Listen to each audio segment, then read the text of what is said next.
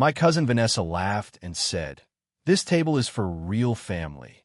Go sit somewhere else." So I sat quietly and watched them order $3,000 worth of food because they thought I was paying. When the bill arrived, I slid it right back to her and walked out. 10 minutes later, she was running through the parking lot screaming my name, begging me to come back and save her. Growing up in Cleveland, Ohio, I was always the one who didn't quite fit into my own family. From the outside, we looked like a normal extended family that gathered for every birthday, barbecue, and holiday dinner, but for as long as I can remember, I was treated like the odd one out. While my cousins spent their weekends going to parties, showing off their newest sneakers, and talking about which bars they had snuck into with fake IDs, I was usually sitting in my room with an old laptop that I had slowly upgraded piece by piece, teaching myself how to code and building little software projects that no one else around me cared about. Back then, I genuinely believed that if I worked hard enough and eventually did something meaningful with my life, my family would finally look at me differently. I thought maybe they would respect me someday. That never really happened. Every family gathering followed the same predictable script. The living room would be full of loud conversations, laughter, and people talking over each other while someone blasted music in the background. My uncles would sit around arguing about sports or politics while drinking beer, my aunts would gossip about neighbors and coworkers, and my cousins would compete with each other over who had the most exciting life. Somewhere in the middle of all that chaos, I would be sitting quietly on the couch or at the edge of the dining table, trying to blend into the background. Eventually, someone would notice me. Usually, it was my cousin Tyler Brooks. Tyler was 2 years older than me, and for some reason he had decided early on that humiliating me was his personal hobby. He was the loudest person in the room, the kind of guy who never lowered his voice and always needed to be the center of attention. He loved telling exaggerated stories about parties, road trips, and ridiculous things he had done with his friends, and the rest of the family always laughed along with him like he was the most entertaining person they had ever met. Whenever Tyler saw me sitting quietly somewhere, he would inevitably walk over with that same smirk on his face. There was one Thanksgiving that still sticks in my memory more clearly than the others. I must have been around 20 at the time. I had just started taking programming seriously, spending hours learning different languages and experimenting with small applications. While everyone else was talking about football in the living room, I was explaining to one of my uncles that I had been working on a small program that could analyze website traffic patterns. Tyler overheard part of the conversation and immediately jumped in. He laughed loudly, slapped his hand on the back of the couch, and said something like, "Listen to this guy. Ethan's talking about computer traffic patterns like he's about to invent the next Facebook." A few people chuckled. Tyler kept going. "He's probably going to be the guy who's still living in his mom's basement at 40, building little computer programs nobody uses." The room erupted in laughter. I remember sitting there, forcing a small smile while everyone laughed around me, pretending like it didn't bother me. That was usually my strategy.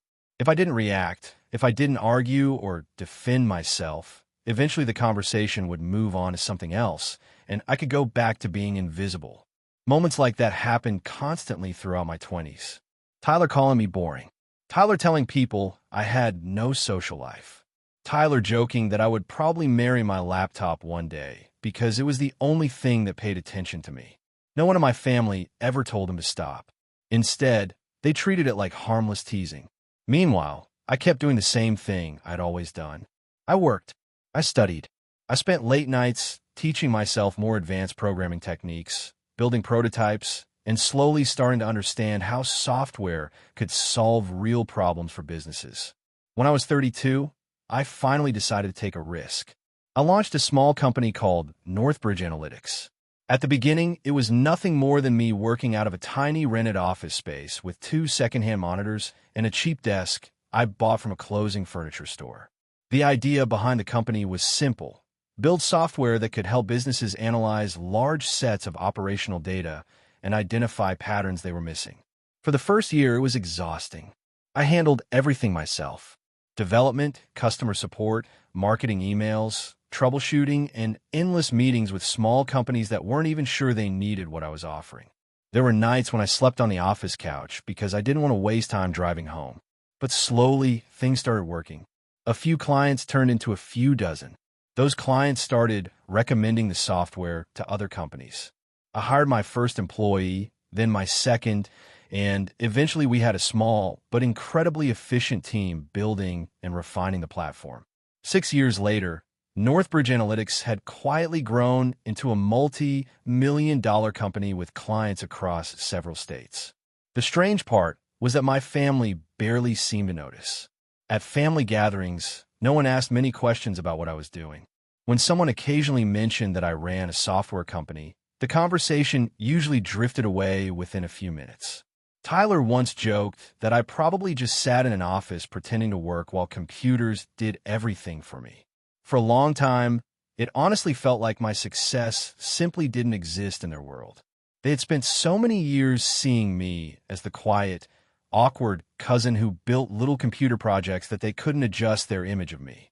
But eventually, something changed. At some point, the information finally reached them that Northbridge Analytics wasn't just a small side project anymore. It was a very successful business.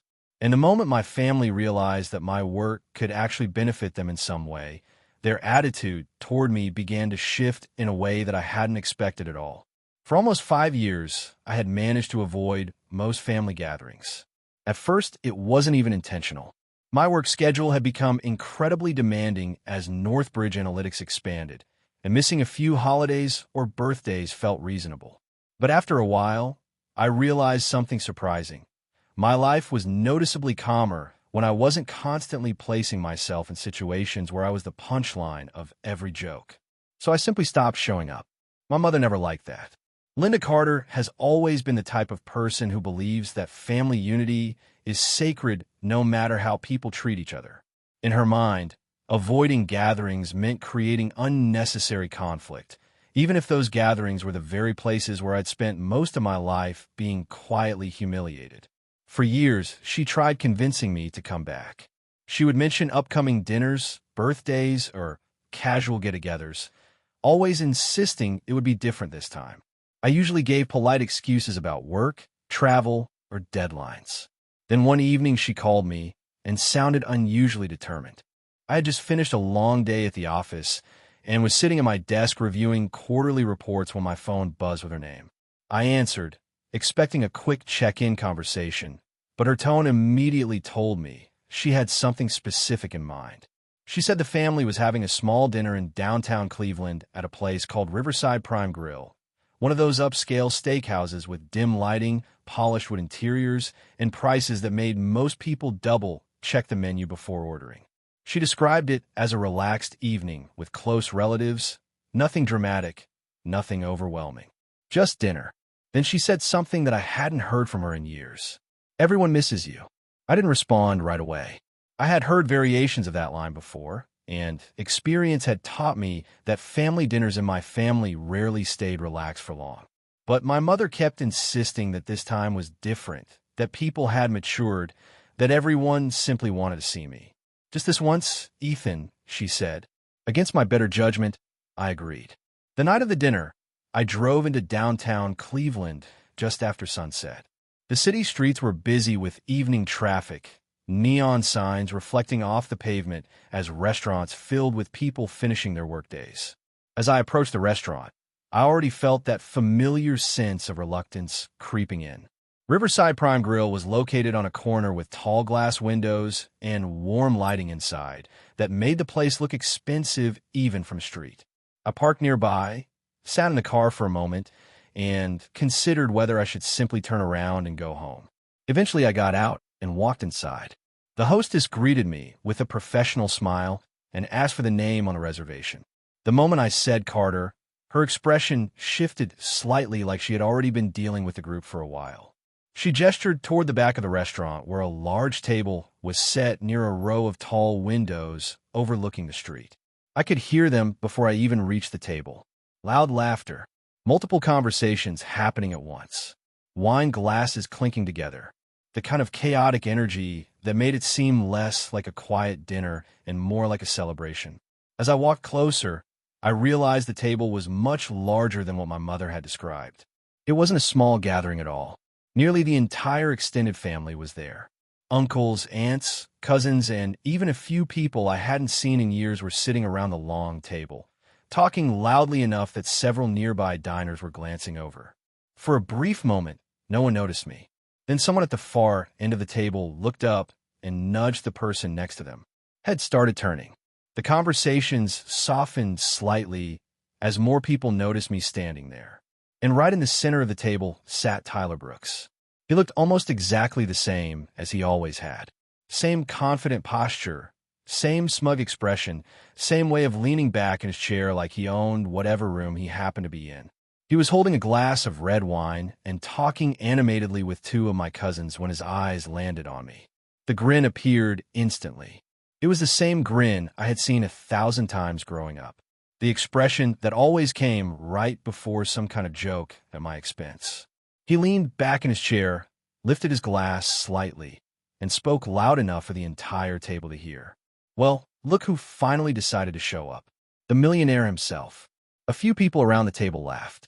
The word millionaire was delivered with a tone that had absolutely nothing to do with admiration. It sounded exactly like every other comment Tyler had made about me throughout my life, the same casual mockery disguised as humor. I stood there for a second, taking in the scene. My mother waved me over enthusiastically and motioned to an empty seat along the side of the table. Several relatives greeted me with polite smiles and quick hellos, but there was something performative about it, like everyone was waiting to see what would happen next. As I walked toward the chair, Tyler continued watching me with that amused expression. He took a slow sip of his wine and added another comment under his breath, loud enough for several people nearby to hear, but quiet enough to sound casual. Guess the tech wizard finally left his secret laboratory. More chuckles spread around the table. I pulled out the chair and sat down, already realizing that the calm, pleasant dinner my mother had promised was never going to exist. The atmosphere around the table wasn't welcoming or warm. It felt like a stage that had been set for something, and I had just walked into the middle of it without fully understanding why. The worst part was that Tyler looked completely comfortable, like he had been waiting all evening for the moment I walked through the door. I had barely taken 2 steps toward the empty chair my mother had pointed to when Tyler suddenly raised his hand like he was directing traffic. His chair scraped slightly against the floor as he leaned forward, and the smirk on his face widened in a way that immediately reminded me of every uncomfortable family gathering I had endured growing up. "Whoa, hold on," he said casually, lifting his glass of wine like he was pausing a performance. "That seat's taken." For a second, I thought he was joking. I stopped beside the chair and glanced around the table. There were several open seats, 2 on the opposite side of the table, another near the end, where one of my uncles had just stood up to go to the restroom. It was obvious that space wasn't the issue. I rested my hand on the back of the chair anyway, ready to sit down. Before I could pull it out, Tyler's sister Vanessa, who was sitting 2 seats away, let out a dramatic sigh and rolled her eyes in a way that suggested I had just done something incredibly annoying. "That one too," she said flatly. I looked at her, then back at the empty chairs around the table. For a moment, I genuinely thought I had misunderstood something. "You're joking, right?" I said. My voice stayed calm, but the situation was starting to feel strangely theatrical, like the entire table was in on something except me. Tyler leaned back in his chair, resting one arm along the backrest like he was relaxing on a couch instead of sitting at a restaurant table surrounded by relatives. He let out a loud laugh that echoed across the dining room, loud enough that several nearby diners turned their heads to see what was happening. Then he looked directly at me. "Ethan," he said, still smiling, "this table's for family. You can grab a seat outside if you want." The words hung in the air for a second. A couple of cousins near him laughed immediately, the kind of quick, awkward laughter people give when they know they're expected to react, but aren't sure if they actually should. Someone else muttered something under their breath that I couldn't quite hear. What stood out more than the laughter was the silence from everyone else. Several relatives suddenly became very interested in their menus. One of my aunts picked up her wine glass and stared into it like she was analyzing the color. My uncle cleared his throat and looked down at his phone. No one told Tyler to stop. No one said the joke had gone far enough. And when I glanced at my mother, hoping at least she would say something, She simply sat there with an uncomfortable expression, avoiding my eyes entirely. That moment lasted only a few seconds, but it told me everything I needed to know about how this dinner was going to go. Part of me considered walking out right then. The restaurant door was only about 20 steps away. I could have turned around, left the building, driven home, and forgotten this entire evening ever happened. For a brief moment, that option felt extremely appealing. But instead of leaving, I did something that seemed to confuse several people at the table. I nodded slightly, as if Tyler had made a perfectly reasonable suggestion. Then I stepped away from the table. A few relatives watched me carefully, probably expecting some kind of angry reaction or awkward confrontation, but I didn't give them that. I walked across the dining area toward another table that had a few extra chairs stacked beside it. The restaurant was busy, but there were still some unused seats near the back wall. I grabbed one of the chairs and carried it back toward my family's table. The legs of the chair made a faint scraping sound against the floor as I placed it down several feet away from the main group, just far enough that it technically wasn't part of their seating arrangement anymore. From where I sat, I could still see everyone clearly, but the small gap between my chair and the rest of the table made the separation obvious. I pulled the chair out and sat down. "Outside works," I said calmly. For a second, no one reacted. Tyler blinked like he hadn't expected me to actually follow through with the suggestion. One of the waiters approached the table a moment later with a polite smile, clearly unsure how to handle the strange seating arrangement he had just walked into. He glanced between me and the rest of the group before asking if I would like anything. I told him I would just have a coffee. He nodded and walked away. Around the main table, conversations slowly started up again. At first, the voices were quieter, like everyone was trying to recover from the awkwardness of what had just happened. Then Tyler said something to one of my cousins that made them laugh again, and gradually the group returned to the loud, confident atmosphere they had when I first walked in. Wine glasses clinked again. Someone ordered another round of drinks. A few relatives began discussing vacation plans and business ideas like nothing unusual had happened. From my chair, slightly outside the group, I watched all of it. The waiter returned with my coffee and placed it on the small side table next to my chair. I thanked him and wrapped my hand around the warm cup, taking a slow sip while listening to the overlapping conversations from the table a few feet away. Tyler seemed particularly energized. He was telling some long story about a recent investment opportunity he had supposedly discovered, speaking loudly and confidently while several relatives nodded along. No one mentioned what had just happened. No one apologized, and no one invited me to move my chair closer to the table. So I simply sat there quietly, drinking my coffee and observing everything around me, letting the entire situation unfold exactly the way my family seemed to want it to. For the first 20 minutes or so after I moved my chair slightly outside the table, the evening continued with a strange sense of forced normalcy. Conversations flowed across the long table, as if nothing unusual had happened. My relatives laughed loudly, exchanged stories, and passed menus back and forth while the waitstaff moved around them with the patient professionalism that upscale restaurants train into their employees. From where I sat, I had a clear view of the entire group. The gap between my chair and the table created a quiet kind of distance that actually made it easier to observe everything without being pulled into the noise. At first, nothing seemed particularly strange. People ordered appetizers. The waiter took drink orders. Someone asked about the restaurant's wine list. It all looked like a typical large family dinner. Then I started noticing a pattern. One of my cousins was the first to do it. He leaned back in his chair and said something to the waiter about wanting to try the restaurant's most premium cut of steak. The waiter began describing the options, listing several expensive items in the careful, slightly theatrical way high-end restaurants present their menu highlights. Before the waiter even finished, Tyler interrupted him. "Do you have Japanese wagyu tonight?" he asked. The waiter nodded. Tyler didn't even glance at the price listed on the menu. He simply said he would take the wagyu, medium rare, and asked which wine paired best with it. The bottle the waiter recommended was clearly expensive. Even from my distance, I saw the subtle hesitation in the waiter's posture as he mentioned the price range. Tyler waved his hand dismissively like the cost wasn't worth discussing. "Bring it," he said with a confident grin. A few seats away, Vanessa leaned forward with sudden interest. If we're doing Wagyu, I want the lobster tails too, she said, pointing at the menu. The waiter nodded and wrote it down.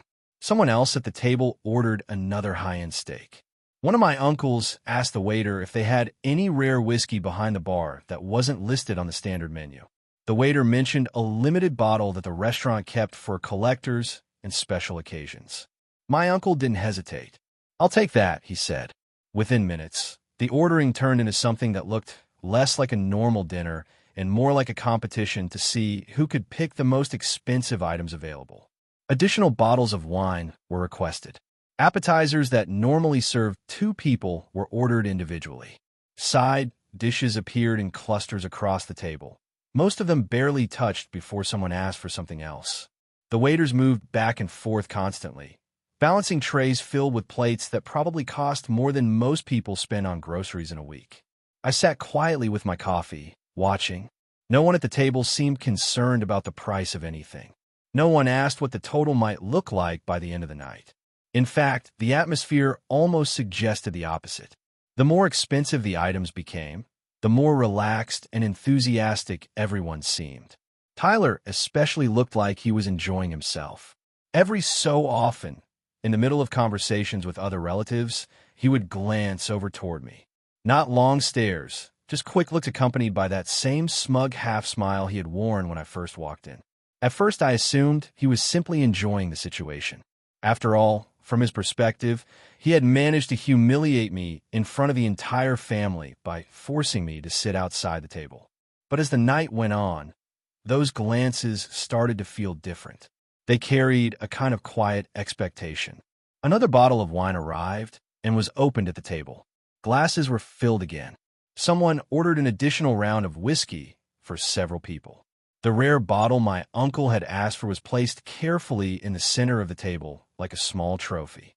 By that point, I had a pretty good idea of what the bill must already look like. This wasn't just an expensive dinner anymore. It was turning into something far beyond that. Yet no one slowed down. Desserts started appearing even before everyone had finished their main courses. Chocolate lava cakes, specialty cheesecakes, and elaborate plated desserts decorated with sauces and berries were placed around the table, while people continued talking loudly about business ideas, vacations, and random family gossip. The strange part was how coordinated it all felt. Not in an obvious way, but in the subtle rhythm of the evening. Every time the waiter came back to check on the table, someone ordered something new. Another drink, another dish, another expensive item from a menu.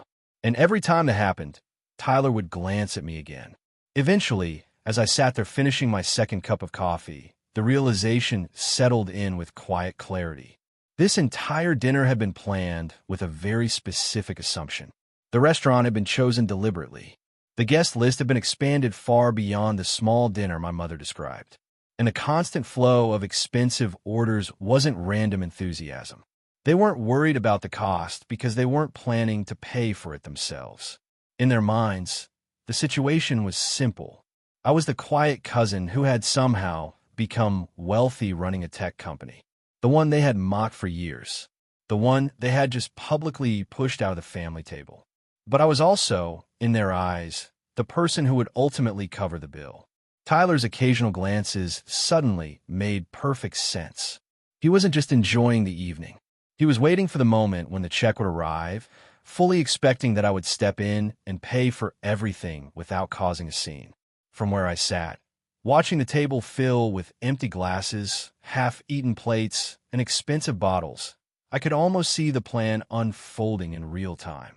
And the more I observed it, the more certain I became that every single person at that table believed the exact same thing.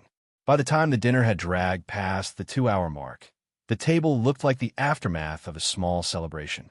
Empty wine bottles stood clustered together near the center like trophies, several glasses still half filled with red or amber liquid that no one seemed interested in finishing anymore. Plates that once held expensive cuts of steak or seafood now contained little more than scattered pieces of garnish and streaks of sauce. Dessert plates were stacked near the edge where the waiters had begun quietly clearing space. The loud confidence that had dominated the table earlier had softened into the relaxed satisfaction people tend to show after overeating and drinking far more than they normally would. From my chair, slightly outside the group, I had watched the entire progression unfold in slow motion. I had listened to the laughter, the exaggerated stories, the constant ordering of drinks and food that no one truly needed. Every so often someone glanced in my direction, almost unconsciously, like they were checking whether I was still there. Tyler had done it the most. Each time our eyes briefly met, he wore that same calm expression that suggested he already knew how the night would end. Eventually, the waiters finished clearing most of the plates, and the restaurant's natural rhythm began shifting toward closing out tables. A few diners around us were already standing up to leave. The conversations at our table slowed as well, not because anyone had run out of things to say, but because everyone seemed to be waiting for the same moment. It arrived when the main waiter approached again, holding a small black leather bill folder. He walked straight toward the table with the practiced politeness of someone who had delivered thousands of checks in his career. Without hesitation, he stopped beside me and placed the folder directly in front of my seat. The movement was subtle, but it was also unmistakably deliberate. For a brief second, the entire table went quiet. No one reached for the bill. No one questioned why it had been placed in front of me instead of in the center of the table or next to the person who had actually made the reservation. Instead, everyone looked at me. I opened the folder slowly and glanced at the receipt inside. $3,182. The number didn't surprise me. After watching the constant stream of premium steaks, rare whiskey, expensive wine, and elaborate desserts appear throughout the evening, the total felt almost predictable. If anything, I had expected the bill to be slightly higher. I closed the folder halfway and set it down on the table. Across from me, Tyler leaned back comfortably in his chair and stretched his arms along the backrest like he had just finished a satisfying performance. His voice carried that same easy confidence he had used all night. "You've got this, right?" Vanessa let out a soft giggle beside him. "Come on, Ethan," she said with a playful tone that felt strangely rehearsed. "That's like pocket change for you." A few other relatives smiled in quiet agreement. One of my uncles gave a small nod, as if the situation was already resolved. Another cousin casually picked up his phone, probably assuming the awkward part of the evening was about to pass quickly. The entire table was watching me. Not nervously, not uncertainly. They were watching with expectation. The kind of expectation people have when they believe the outcome of a situation is already guaranteed. I picked up the bill again and looked at it more carefully this time, scanning down the list of items. Japanese Wagyu steak, multiple bottles of premium wine, rare whiskey pours that cost more than most standard meals, lobster tails, specialty desserts, additional rounds of drinks ordered long after anyone was still hungry. Each item represented a small decision someone at the table had made earlier in the evening without a second thought. And now all of those decisions had gathered together on a single piece of paper. I held the receipt in my hand for a few seconds longer, letting the silence stretch across the table. Then something unexpected happened. I chuckled. It wasn't a loud laugh or a dramatic reaction. It was just a quiet, genuine chuckle that slipped out before I could stop it. The reaction immediately caught Tyler off guard. His relaxed posture stiffened slightly, and his eyebrows pulled together as he stared at me. "What's funny?" he asked. I placed the bill folder back down on the table and leaned back in my chair, mirroring the same relaxed posture he had been using all evening. The chair creaked softly as I shifted my weight, and I let my eyes move slowly across the faces of everyone sitting around the table. Some looked confused. Others looked slightly irritated, like my reaction was delaying something that should have already been finished. Finally, I looked directly at Tyler. "You guys really think I'm paying for this?" I said calmly. The words landed across the table like a sudden shift in the air pressure. For the first time all evening, the confident smiles that had been floating around the table began to disappear. Tyler's smirk faded first, replaced by a tight expression that suggested he hadn't anticipated hearing that sentence. Vanessa's amused grin faltered as she glanced between me and the bill folder sitting untouched on the table. The quiet certainty that had filled the room moments earlier was gone, and in its place, a very different kind of silence began to spread. For a few seconds after I said the words, the entire table remained completely silent. It was the kind of silence that feels heavy, as if the room itself had suddenly become aware that something had shifted in a way no one expected. The loud confidence that had filled the dinner earlier had disappeared instantly, replaced by uncomfortable glances and stiff postures. Tyler was the first one to react. He forced out a laugh, but it sounded thin and unnatural, like someone trying to patch over a situation that had slipped out of control. "Stop messing around," he said. His voice carried a hint of irritation beneath the forced humor. He clearly believed I was joking, or at least pretending to joke to make a point before eventually doing what everyone at the table expected. I picked up the bill folder again and slowly slid it across the table toward him until it stopped directly in front of his plate. "You ordered it," I said calmly. "You pay for it." The movement seemed to freeze the entire group. Several relatives stared at the folder like it had suddenly become a problem none of them wanted to touch. Vanessa's expression tightened almost immediately, her earlier amusement replaced by sharp annoyance. "Ethan, don't be dramatic," she said. Her tone carried the same dismissive attitude I had heard from her many times over the years, as if the situation would resolve itself if she simply treated my response like an overreaction. Across the table, my mother leaned slightly forward in her chair. She didn't look angry. She looked nervous, the kind of nervous that comes from realizing a situation is about to become uncomfortable in public. "Honey, it's just dinner," she said quietly. Her voice carried that familiar, pleading tone she had used my entire life whenever conflict appeared inside the family. The unspoken message was clear. Just let it go. Don't make this worse. Fix the situation quietly so everyone can go home pretending everything is fine. Tyler, however, had already lost his patience. He leaned forward across the table, his earlier relaxed posture gone entirely. His eyebrows lowered, and his voice dropped into something much more direct. "You can afford it," he said. "Stop being cheap." The words hung in the air like a final attempt to pressure me back into the role they had already assigned me for the evening. For years, comments like that might have worked. I had spent most of my life absorbing the jokes, the dismissive remarks, the subtle humiliations that always seemed to come with family gatherings.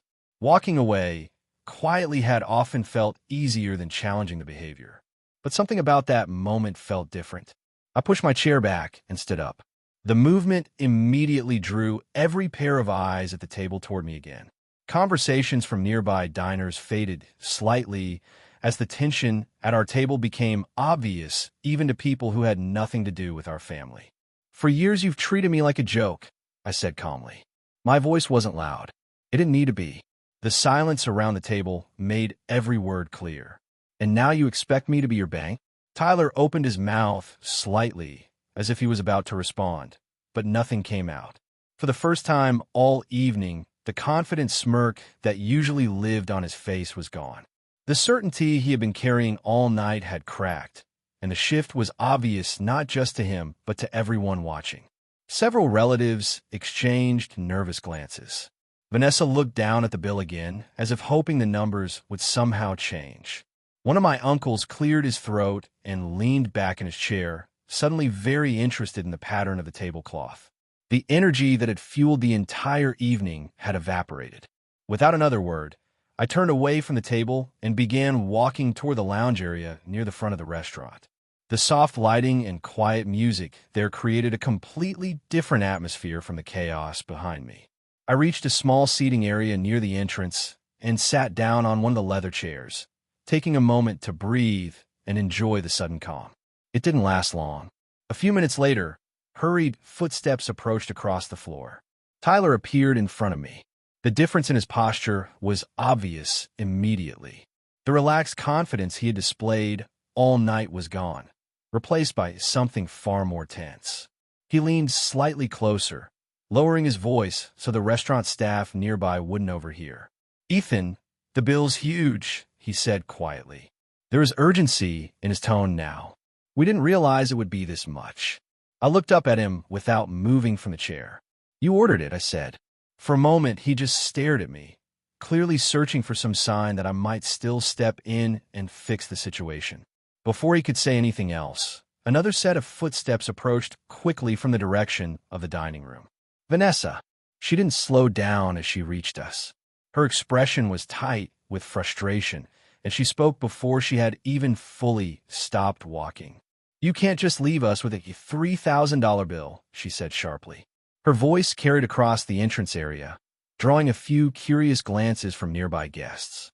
I stood up and walked past them toward the exit. The cool night air of the parking lot felt noticeably quieter than the noise inside the restaurant. Vanessa followed immediately, still clearly furious. "For years, every time you called me, it was about money," I said calmly once we stepped outside. The words stopped her mid-sentence. Tyler stood a few steps behind her, watching carefully. "Mark will pay," I continued. "Mark will cover it. Mark can afford it." Each phrase came from a different memory, a different moment when someone in my family had casually assumed my success meant unlimited access to my bank account. I shook my head slowly. Not anymore. The moment I got into my car and closed the door, the noise of the restaurant disappeared behind me, like it belonged to a completely different world. For a few seconds, I simply sat there in the driver's seat with my hands resting on the steering wheel, listening to the quiet hum of the engine and the distant sounds of traffic moving through downtown Cleveland. The entire evening replayed itself in my mind with strange clarity, every moment from walking into the restaurant to the exact expression on Tyler's face when he realized I wasn't going to rescue them. I didn't feel angry. I didn't even feel particularly emotional. If anything, the strongest sensation was a calm that I wasn't used to experiencing after family gatherings. Usually those events left me drained, replaying awkward moments and comments in my head for hours afterward. But this time something had shifted in a way that felt almost unfamiliar. I put the car in drive and pulled out of the parking lot. As I drove through the city streets toward home, my phone began vibrating in the cup holder beside me. The first call appeared less than a minute after I left the restaurant. Tyler's name flashed across the screen. I let it ring. A few seconds later, the call ended. Then another one appeared. "Vanessa." I ignored that one too. By the time I reached the highway, the phone had started lighting up almost continuously. My mother called twice in a row. Tyler tried again. Then Vanessa again. The pattern continued like a rotating list of people who had suddenly realized the situation inside that restaurant had become very real. I kept driving. At a red light, I glanced down at the screen for a moment and saw the growing list of missed calls stacking up one after another. There were also several text notifications appearing underneath them, but I didn't open any of them.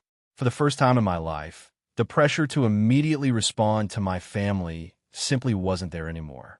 When I finally arrived home and walked inside my house, the phone was still buzzing occasionally on the kitchen counter where I placed it.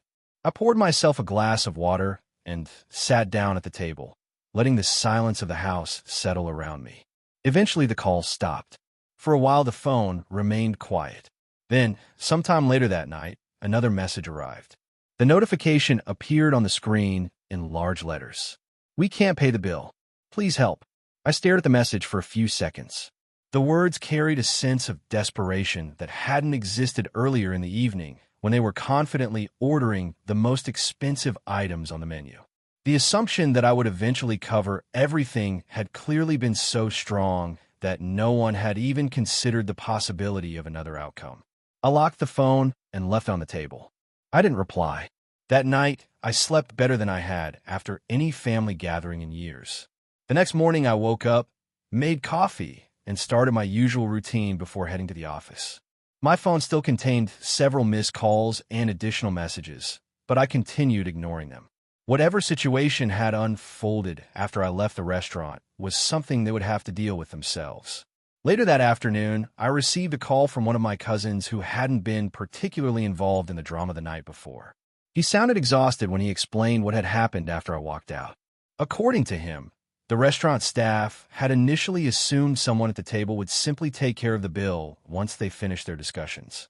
But as more time passed, and it became obvious that no one had a card capable of covering the full amount, the situation started becoming uncomfortable very quickly. The manager eventually stepped in. From that point forward, leaving the restaurant without payment was no longer an option. The entire group had been forced to remain there while they tried to figure out how to cover more than $3,000 they had never expected to actually pay themselves. Calls were made to friends. Some relatives tried transferring money between accounts. Others attempted to increase credit limits on their cards. None of it worked fast enough. Eventually, several of them had to borrow money from people outside the restaurant just to cover portions of the bill. One of my uncles apparently arranged a short-term loan through a financial app while sitting there at the table. The entire process took hours. By the time they were finally able to settle the bill and leave, the confident energy that had filled the dinner earlier had completely collapsed into frustration, embarrassment, and exhaustion. The humiliation, according to my cousin, had been brutal. As I listened to the story, I felt an unexpected sense of clarity. For most of my life, I had allowed those same people to treat me like the quiet cousin who would tolerate anything as long as it avoided conflict. When I eventually became successful, that role had simply evolved into something slightly different. Instead of being the joke, I had become the convenient solution. The person they assumed would always step in and fix whatever situation they created. But that night at the restaurant had been the first time I had truly refused. When I ended the call and sat back in my chair, I realized something simple but powerful. For the first time in my life, I'd stopped being their ATM. And the quiet sense of peace that came with that decision felt worth far more than any dinner bill could ever be.